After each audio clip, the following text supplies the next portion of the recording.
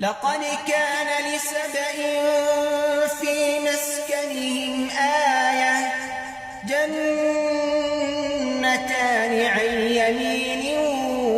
وشمال كلوا من رزق ربكم واشكروا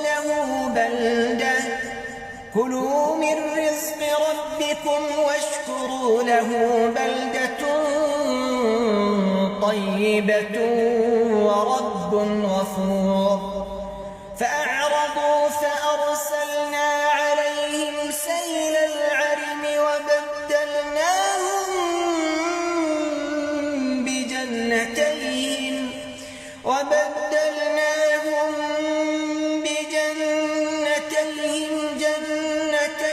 ذواتي أكل خمط وأثل وشيء من سدر قليل ذلك جزيناهم بما كفروا